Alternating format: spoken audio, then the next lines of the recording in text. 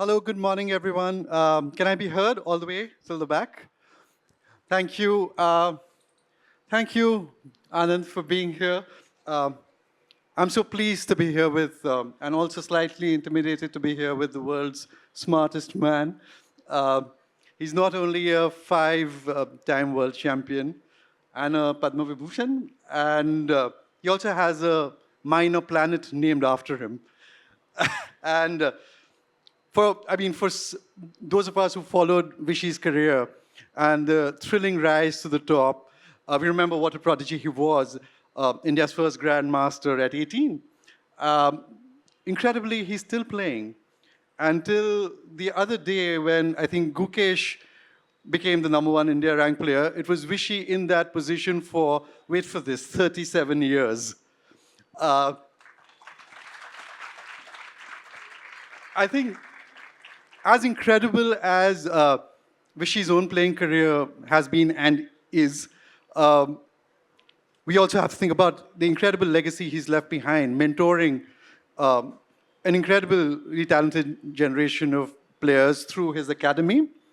Uh, Players who he now competes against sometimes in tournaments, as he just did last week in Calcutta. And maybe that's a place we could speak about now. You're in your mid-50s, very few professional uh, world champions play till this age. Why are you doing it? So, good morning, everyone. Um, because I like to. I like competing, and I'm still in the borderline. I'm able to less often than before. Clearly, at some point a few years ago, I decided either that um, competitively or emotionally, I wasn't up for playing the full year. And going from circuit to tournament to tournament as part of a full circuit. But I liked picking and choosing and saying, okay, I'll block this date for this tournament, a couple of dates here, play some tournaments I find attractive and compete. So then I have to work backwards. It also means that I will need to spend 1 or 2 months getting back to feeling like a competitive player. You're very much something that you snap in and out of. After 2 months of lazing around, I have lost the competitive feeling. Basically, you've lost the idea of taking decisions at the board. Yeah. And so you need to get back in that zone. So it's not as simple as I make it out, but this way I get a lot more free time. And at the same time, I can still pick and choose my tournaments. So one of the things I got from this wonderful book, Lightning Kid, it's aimed at younger readers, but actually it's very valuable reading for their parents, their mentors, and indeed adults of all kind, of all ages. Uh, the joy of chess, the pleasure in playing it. I felt it in when you're describing your childhood, and a whole different kind of joy of playing now in the late stages of your career. I mean, assuming it's still late stages of career, maybe you'll play till 80, who knows? Is the freedom from expectations, the lack of obsessiveness about chasing success. There's a quote you have there to allow yourself to find freedom in chess. You talk about being kinder to yourself. Could you speak about the joys and pleasures of playing as you are now? It's not merely pushing yourself into the competitive mold, is it? There's a bit of that because whatever age, so whether it was my childhood or now, I can tell you one thing. People say, oh, you can play chess for fun, and you can't. If I lose 6 games, I can be in the most beautiful location on earth playing chess, and I have no fun. I'm miserable all day. If I win 2 games, I can be in some dump, and I'm very happy.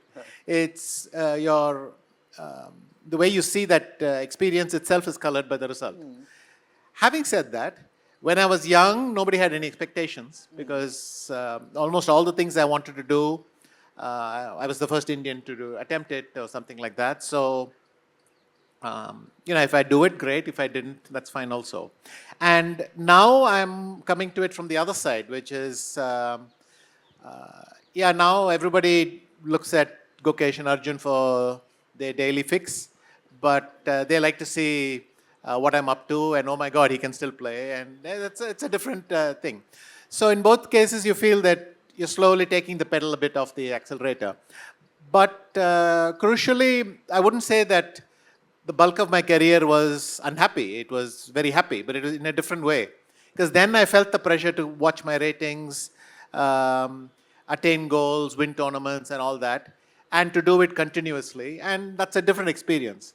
And I would say that it's only because I did the stuff I did then that now I can look at it from a different angle. So what's it like to play against I mean, we think of this generation of players as Vishy's children, people who are inspired by you, people who are actively mentored by you. And then now you're sitting across them in a competitive environment and playing. What is that equation like? So I remember when we were in our 30s, Aruna and me suddenly started to have this experience of youngsters coming and both of us still pretending to be teenagers, and they would say sir and auntie. And it really kind of ruined it because, you want to tell, I mean, even when you're in your 30s, you tend to forget that you left school more than 15, 17 years ago. And you tend to, and of course, anyone who's been to, anybody of anyone age who's gone to a school reunion will understand that how old you feel is a very surrounded by environment. But anyway, yes, of course, there have been many generations younger than me, but not this much younger. And quite often I realize I'm older than their parents, I'm older than...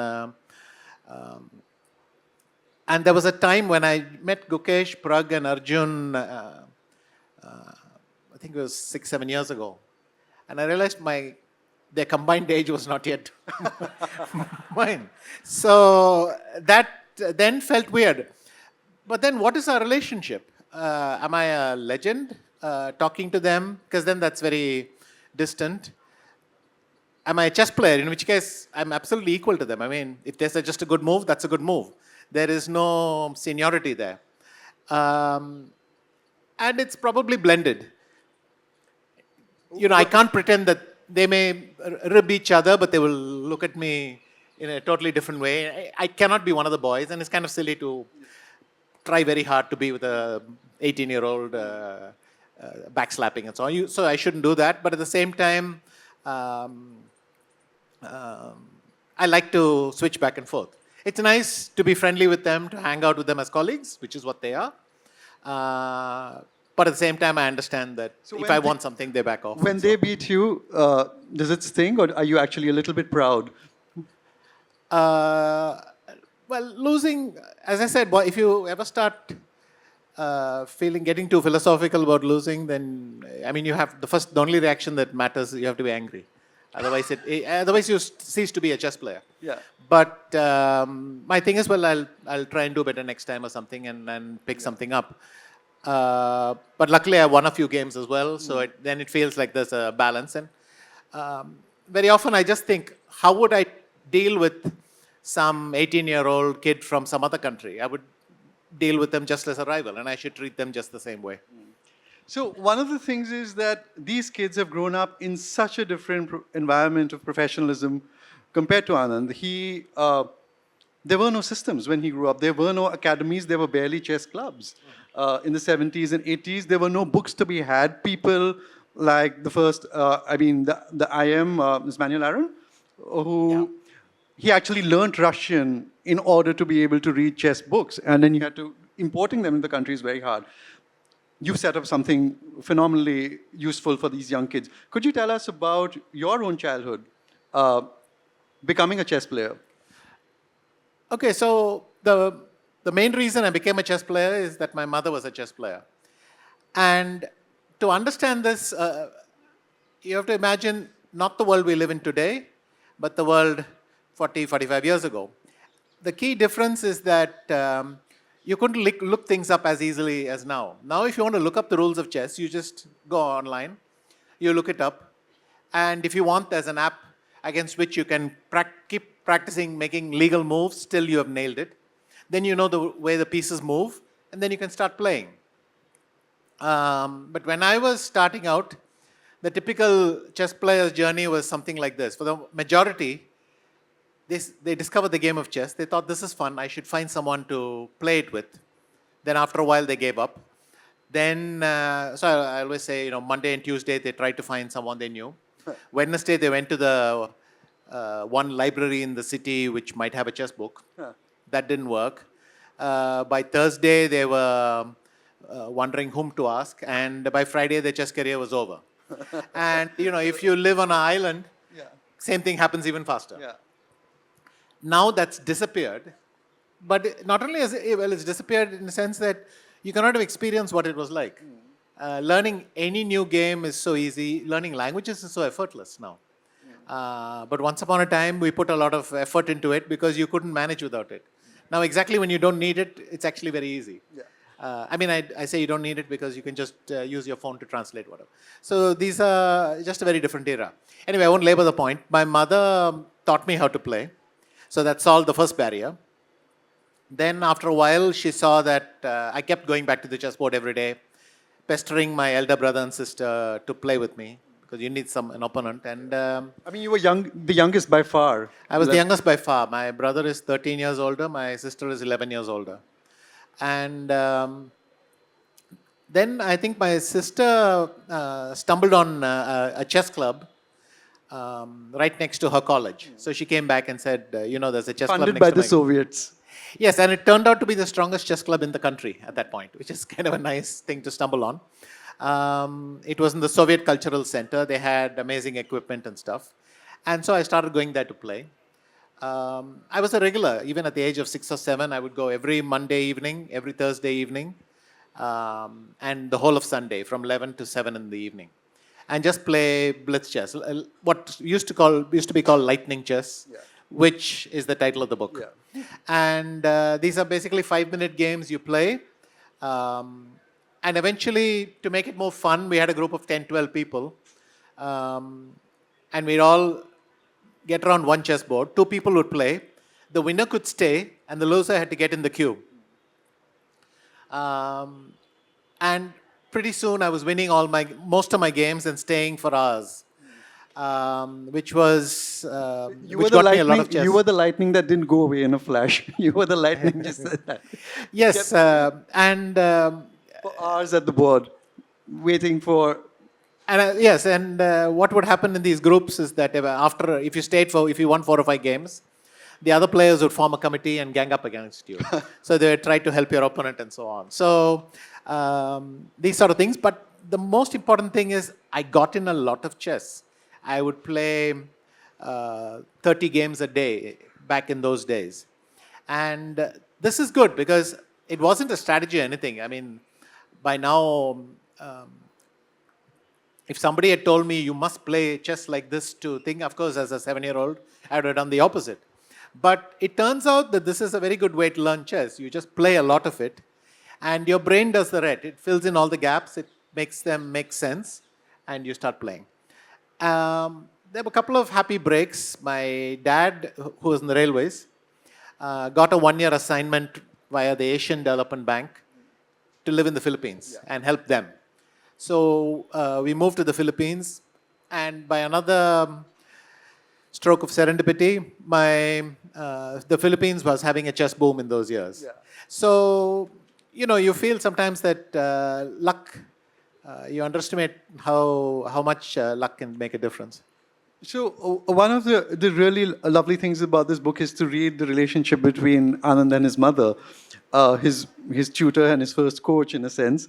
And in the Philippines, when they reach and this chess boom is going on, what does she do? She opens the directory to find the name of the most famous Philippine chess player. And she actually hunts him down, the brother of the Grandmaster, right? Torres. And she actually gets in touch with him to find out how she can take Anand's career further in this foreign country. And there's another lovely anecdote from his days, his year in Manila, which I think maybe you'd want to read out. Sure. Yeah? But I'll give you some just a little bit of the background. So we landed in the Philippines, and then my mother just wanted to know where I could go and play chess. Is there a local club? Again, these things were not easy to look up then, so you have to kind of keep that picture in your mind. And I've noticed this over time, that especially mothers just bulldoze their way through. Whereas your dad will, he'll ask his secretary to find the number or something and then call very cautiously because, men are generally more concerned about these things. Mothers will just bulldoze through. So my mother just knows, okay, what's the name of the top player here? Eugene Torrema. Okay. And then she looks in the phone directory, a bunch of Torres, and she's just calling them. And she actually hits the strongest player in Asia on the first attempt and says, my son is a big fan of yours, where can I find a chess club? And, now this conversation shocks me a little bit. But anyway, so the man was very nice. He said, actually, I'm his elder brother, but anyway, there's a good chess club here. And so we went to that chess club. But this makes a difference because my mother is direct and bulldozes, I got to play for a whole year. So that sort of thing. The second thing was the Philippines had a one-hour chess program on television where they would show a game that was played in some corner of the globe with a lot of explanations. And in the end, they would give a puzzle. And the thing is, because you would be at school at that time. Yes, they didn't think their audience was 7-year-olds or 9-year-olds. They thought it was adults. So they kept it at between 2 and 3 in the afternoon or something like that. So while I was at school, my mother would write down the entire game with the explanations and then note down this puzzle that we would solve. Yeah. So I would solve it. All the correct answers would be put in a box and then sort of lucky draw. They'd pick one correct answer out and read the name. And eventually I started to, and you got to go to the TV studio where you would, they would say this is the winner from last week or yesterday and then give you a chess book as a prize. I still think the majority of the books I have from those days is from this TV show. And that was great. But it just shows, how much work my mother is doing. And then she also fit in some tennis classes for me. But at one point, they said, they told you, take all the books you want, just don't participate in this contest again. Yes, towards the end of our stay, they said, I think you won enough. Just help yourself a little bit. Interestingly, your last game that you played with your mother, you described this. It's a very sweet kind of scene. You're in Shimla. There's a hailstorm outside, and Anand and his mother are playing this competitive game of chess, and he gets a little too funky, too experimental, and she defeats him, and this upsets you. And of course, you're saying anger is the appropriate reaction. I mean, John McEnroe was one of his idols growing up. So he's angry, and then you say, we never played chess again. What happened? Well, to be fair, while she was heavily involved in my chess career, she would travel with me for another 8 or 9 years. Obviously, because to be of help, but also because I was going out there and she wanted to be careful. And so very, very involved in my chess career. But we didn't actually spar a lot because very quickly the club was the place I went to get better at chess. And already by 82, I was one of the best juniors in Tamil Nadu. And, I mean, he's 13 at that stage. So I play a casual game with my mother, and I kind of monkey around playing some nonsensical moves and thing. And then I get into a mess from which I can't escape. And she beats me. And it's not like some anger over this game that I didn't play again. It's just we were not playing a lot, but Shimla was where we did it. But I remember clearly losing to her. So, as I said, you don't forget these things. Yeah. And it was a very nice moment. And one of the things she taught you, which then you took through your career, and which proved especially useful to you while you were, when you lost, was to maintain a diary, to write down your thoughts after every game, and then you started actually making the entire, plotting every move, and looking back at that. Is that, I've seen that we have a huge number of school kids who are just coming in, and they're still pouring it at the back. Is that something that you would recommend to them, young chess players? Totally. What she told me was, the moment you come back, write down what mistakes you made, and before you forget it, and any other thoughts you had. And she also said, one day it'll be very nice for you to look back on it. And what she was saying was basically something I now seems screamingly obvious, that you forget these things very quickly if you don't write them down.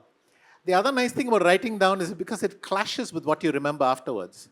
So if the tournament goes well, after a year or two, I remember it as being one glorious event. But if I had been writing my thoughts on a daily basis or something, or been complaining to a friend, whatever, the record is there. And then when I look there and I realize, oh, I was so tense during the tournament. I was so worried about this game and that game and this game. And then suddenly you think this tournament, which now feels like a romp through the park, was actually very difficult. And it's really that you're trying to bring out. So writing down your thoughts whenever you can. To be honest, these days, some gadget may store something that you've forgotten which will contradict you, but it's nicer to have your own version of things. And so I would heavily recommend that.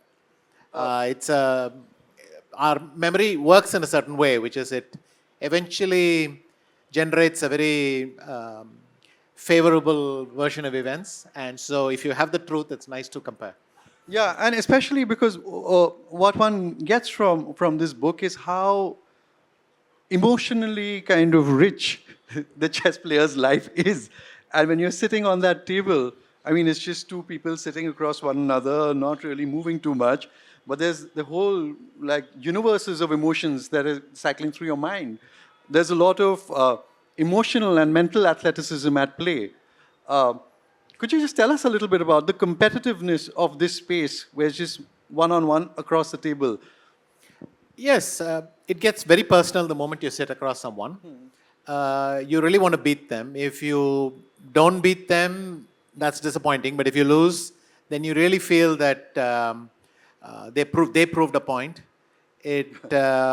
If they prove a point a couple of times over you, it gets personal. You hate it. You look for revenge. Then you start to dislike everything about them. And so this is something I refer to in my rivalries with players. There are players I got along incredibly well over the last 30, 40 years as rivals. But when I was playing matches against them, I didn't even want to think about them. I didn't want to talk to them because till the match was over, that would decide how I would relate to them almost. And till the match was over, I could not be friendly with them. And so we actively avoided each other. Everything felt like a taunt. Everything they'd say about you felt like a taunt. Or people winding you up. And it's a state of mind. It's very selfish, but maybe it's the nature of sport. I suspect it's the same in lots of sports. That for that moment, the only thing you want to do is to beat someone. And it's only afterwards you can disconnect.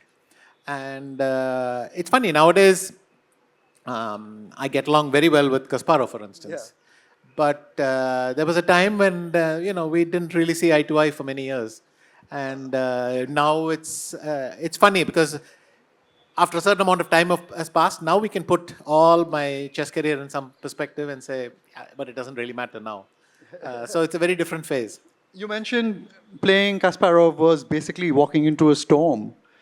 And he would be very dramatic. He would maybe just walk up dramatically. He would glare and glower at you. Your vibe was very different. Even though you claim to be an angry person, you were not visibly one. Can you just tell us about this kind of body language, the things that you're working against? You're a nail biter. That's something you have to work on. Can you just take us through that, this exchange of... Well, I tended to internalize things. And so, especially at some point, if the position was getting tough and it was getting hard to make a decision, my nails would just disappear. And, or you'd fidget. Some people keep turning their heads. It's easier to explain when you're there. Are they all clues to something? When they're turning their head, do you know what it is that they're doing?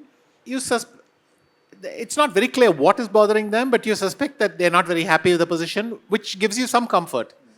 For instance, you may think their position is very good, but then you think, at least it looks like he doesn't know how good his position is. And that gives you some zone. And which is why I found it strange that players showed this openly, because my mother, right from the first time, she said,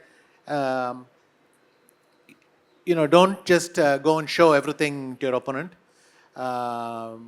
Be prudent and try to hold it in, keep it to yourself. I mean, very sensible advice, which I kind of internalized, and that was my habit all my life. And then it was the opposite. I couldn't do it very easily. Get angry or show contempt or something like that very directly. But believe me, I thought it. So, One of those instances is when you play Kramnik. I think it was 2008, is the face-off match. And you make a very unusual opening for yourself. So in 2007, when Anand wins the World Championship, he still has to, because I'll let you contextualize that about two different systems, and then there's a playoff between the winners of the two. But so while he wins in 2007 and he's on the podium and his rival for the face-off is in the audience, the thought strikes you that I should not open with my traditional D4. D4. D4, I should go to D4. From E4, I should move to D4.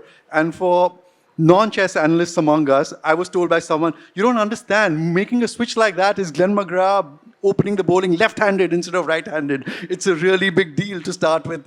For Anand to have made this switch, that too in a championship match like that. And when you do it, tell us about Kramnik's reaction. I mean, just take us through that whole episode. Yeah. So, I'll give you the statistics. I had just won the World Championship in Mexico City, and I was supposed to defend my title against Kramnik the next year. And I understood that it would be a one-on-one match with him. Therefore, I started to think about what our stats were. And I realized that I had beaten him once with once with the white pieces and 3 times with the black pieces. He had beaten me 7 times with the white pieces and never with the black pieces. So from that, I realized with white, I'm really not getting in, I'm not making him uncomfortable. Whereas with black, I'm counterattacking and that can be improved on a little bit. It's a good weapon. So basically the way I tied this together was, he mentioned E4 and D4. This is the king pawn opening and the queen pawn opening for those of you. So, you can think of these things like your mother tongue. I played the king pawn opening all my life, so it's like my mother tongue. The next word comes automatically. You swear in it. What you imagine a mother tongue to be, and then you have your second or third language, which you acquire later, but it's not quite that level. You're not as fluent, and it's the same in chess. There are certain positions you play effortlessly. The move pops into your head before you even need to look at the position, that sort of thing. And there are other positions which you played much less, just like a second language or third language. You struggle. And what I realized was I will have to switch to my second language because my mother tongue is not landing any blows. So I decided to switch to it. Now the disadvantage is, after all, you're switching to your second language. Your fluency is lower. Your reactions will be different. But I decided that it was worth it just to change that stat. Low scoring with the white pieces, heavy scoring with the black pieces. How do I leverage that in a certain way? And the other thing, the reason I decided to go ahead, and I didn't go ahead by writing the arguments in favor or against, because they will always balance out, and I felt that's a waste of time. I just thought, I'm going to do this now. And the way I framed it was, if I lose, it doesn't matter. At least I did something different. I will have fun looking at new positions. There is some creative satisfaction out of it. So that's how I got the courage to make this jump, because it is still a big jump. And if I had lost the match, then I wouldn't be sitting here talking what a great strategy it is. It's a totally different thing. So, but I just thought that I should switch. So I switched to D4 and also sharpened a lot of my black openings to be able to confront him. And this changed the dynamic. Our total score, as you can imagine, was very, very close to equal, including other time controls. I had a small edge, but in classical chess, he was leading by 6-4. And in this match, I had 75% after 6 games. So there you see really a strategy and approach, but also the fact that I was excited to work on new positions. Whereas if you're working on only the same things all the time, you get bored. Yeah. It was more exciting and fun for me creatively also. And kind of a lot of things came together. And his reaction was, what it turned out later was he had told himself, should I prepare something in case Anand switches openings? And it seems that he knew that I might switch openings, but he never took it seriously enough to spend any time on it. So he had the thought, it was on his to-do list, and it was one of those things on his to-do list which just remained there. And he didn't act on it, which is more or less what I got from him later. So, curiosity, that's a word which recurs through this book. You have like even random curiosity, you encourage that among young players and even among older players to kind of reinvent yourself in a sense. Especially when you're dealing with failure, with anxiety, stress, you write very kind of viscerally about what that feels like. Not being able to sleep, taking these long walks with a heavy soul in foreign cities. How is it that you find yourself back? And can you tell us about curiosity, especially the young kids there, as a way to kind of almost vanquish anxiety, to just play for the fun of learning? So here I'm thinking about curiosity in a very broad sense. It's having multiple interests, multiple hobbies. I think at least you should have one thing you do intensely and passionately that you're not going to get paid for. So literally the definition of a hobby, but it should still be serious. You get a different level of pleasure from something which you're trying to improve. It's not easy to improve. You need to put some thought and effort into it and do it very consciously. So nice to have one intense hobby and to have a lot of different topics. Karpov once described this very nicely to me. He said there was one player who used to suffer a lot when he had bad chess results. And he said, yeah, his problem is he's only interested in chess, so he can't change, he can never change the subject. He's always in chess, so he has to wait a longer time to get out of it. Believe me, there are lots of days in a couple of decades, in several decades. So we have time to fill, and curiosity helps you fill it. It helps you change the subject. It helps you recover emotionally. And I think that's just so obvious to me and so fundamental. If you don't have that, I think your life is murdered. Now, it's fine to have one thing which matters more than everything else, but you need to have multiple interests, meet different circles of friends, and so on.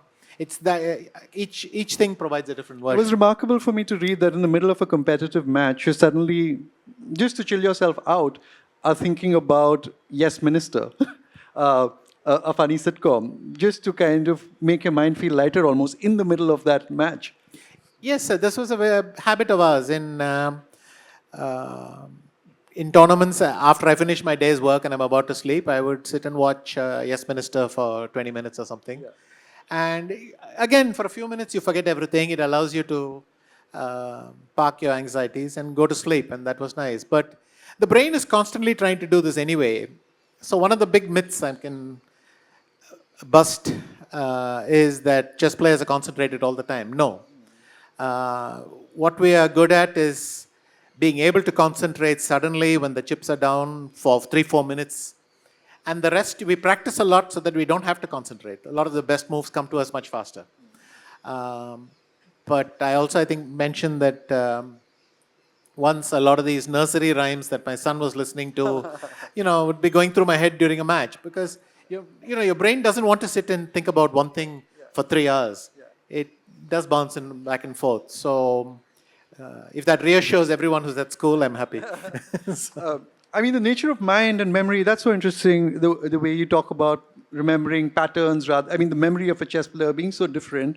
And while you're talking about the mind, this is probably the last thing we'll discuss before throwing it open to audience questions, is the kids now, growing up as they are on AI and chess engines and all of that, is there the scope for curiosity, the scope for the mind being creative, all of that, has that kind of changed? Because you rely on your engines and to tell you what the best moves are.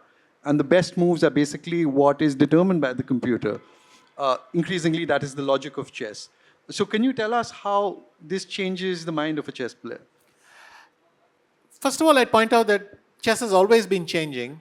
If you look at someone like Capablanca, I have to remind myself, he played that game after a 1-week ship voyage to this continent to play.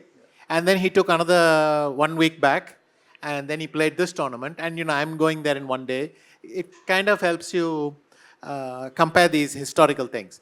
But the big difference between my early days is that my effort went into analyzing a position, finding what I thought was the best move. With AI, it's like something which gives you the answers instantly. So the burden of, what do you focus on? What you focus on is understanding these answers, because these answers are very cryptic. So you have the right answer, but it doesn't say why. It's like having a math problem and being told the correct answer. But then you have to drill down and really understand why does that answer come about. And so the effort shifts there. And it's also very tiring for the brain, because there are no easy patterns in chess.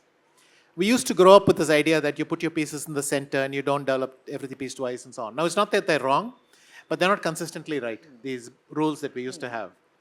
But when a computer constantly contradicts you, or with AI, how do you take something useful from that?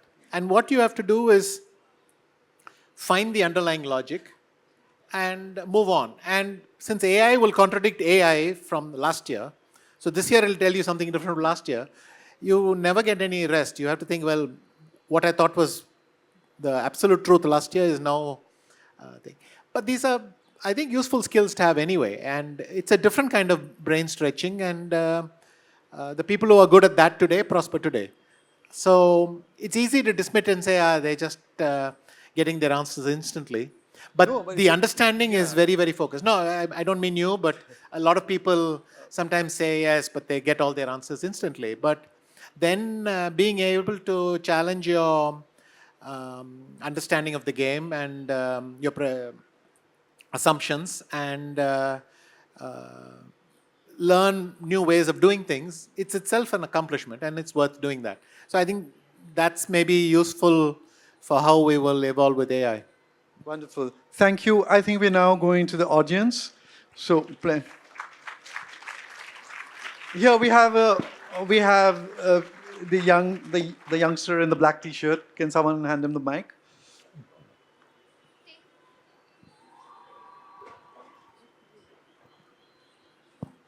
So, sir, I'm having a question for you, which is, which moment do you feel the most happiest? Winning Padma Shri at the age of 19, or winning the World Championship for the first time, or honoring you with the Padma Bhushan or Padma Vibhushan? It's a very nice question, but you can't rank things like that. I remember when I was 7 years old beating one rival at that city schools championship. I remember how happy I was then, and I remember it like 48 years later. Now, was I happier when I won the world championship? No. I think that was very, very happy then, and this was very happy now. In a sense, you're right. The world championship came after much more effort, so it feels satisfying in a different way. But happiness is a very funny thing. Sometimes, my mother would always joke with me that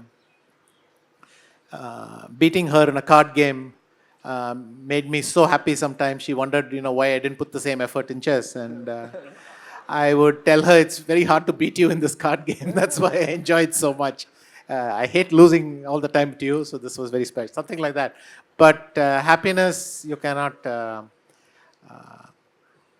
there's no way to compare to science. All right.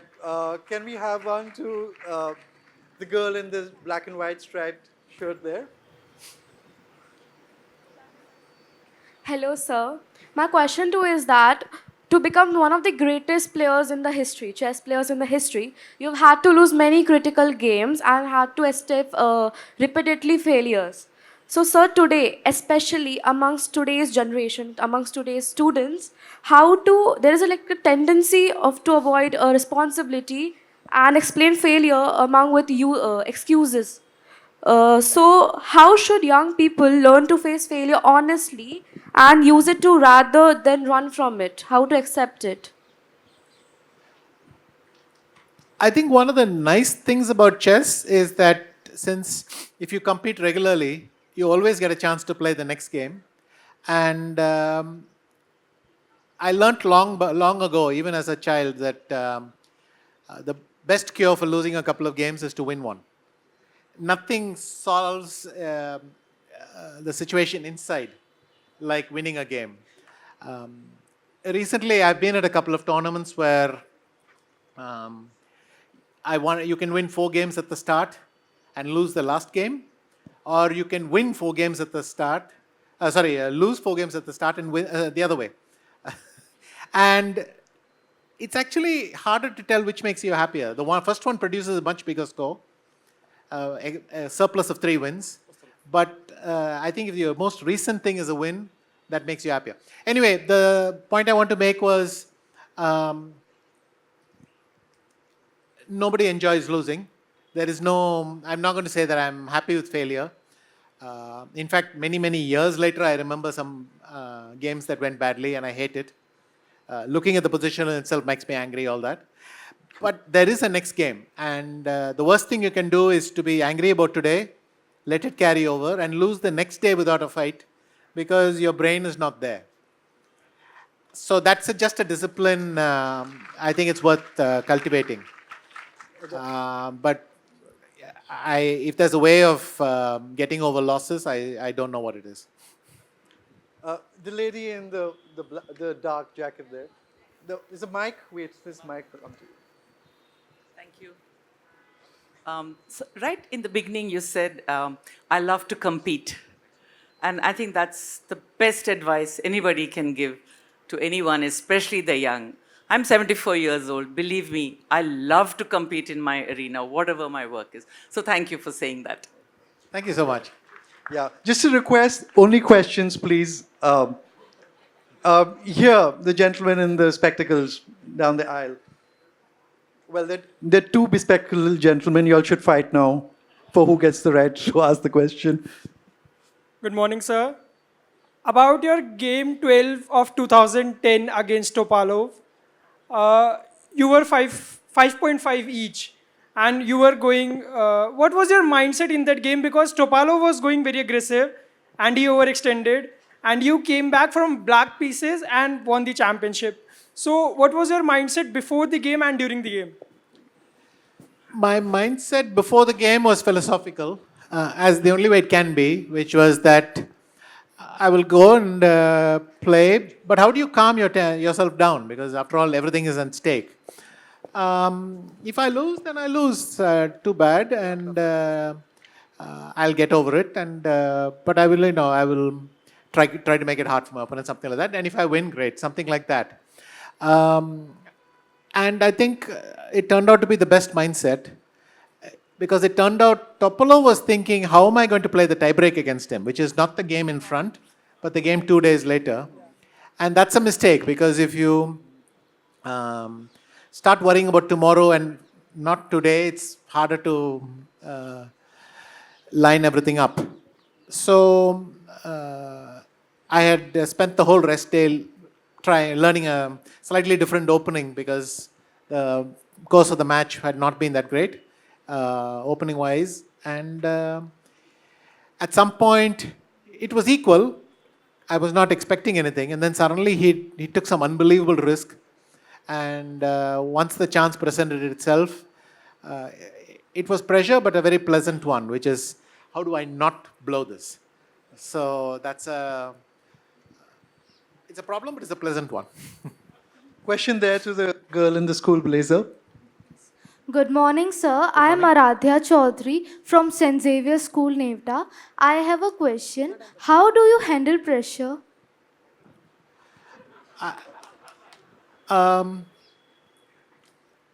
Either I try to ignore it. Generally, it doesn't work because you're trying to fool yourself, and that's not possible. The second thing is to acknowledge it. But the most effective is you acknowledge that you're feeling pressure. You're saying, yeah, a lot of people, it's sitting in my head. This is bothering me and all that. But you try to find some comparison. You remember some other time, or you say, will it really matter? Will I care what people will think 3 days down the line? No, I won't. Will I be able to go to sleep tomorrow? Yes. So you tell yourself something to put things in perspective, and then you get back to playing. I think it's very important to acknowledge it and then put it aside rather than dismiss it, because the first one at least never worked for me very well. Okay, so we have time for one more, I think, a minute and a half, a very short one. The gentleman in front has had his hand up for a very long time. A last brief question, please. Hi, I'm a great admirer of your game. And amongst all the challengers to Gukesh this year, from the challengers rounds, who do you think has any chance or the best chance? I mean, the only Indian player that I know is Prag, who's in the challengers. Do you think Gukesh will win, lose? I mean, who's the best to challenge him, given the current situation? There was a joke many years ago where somebody was asked, who of the two challengers, they were playing a final match, who of the two challengers would you prefer to meet? And he said, of course, I'd prefer to meet the loser. And so one of the problems is whoever wins the candidates, I think during the tournament itself, they will experience a kind of growth in chess, and they'll be dangerous at the World Championship. I would assume that if Prag qualifies, that will be emotionally charged for both of them. It will not be a normal match.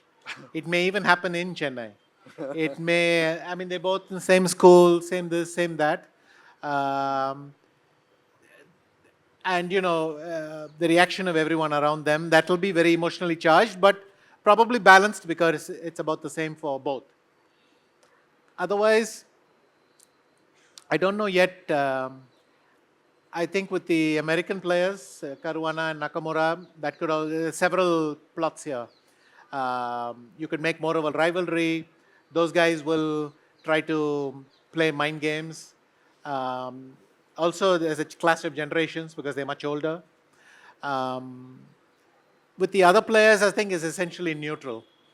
If like Sindarov or Blue Bomb or someone, you know, somehow gets there.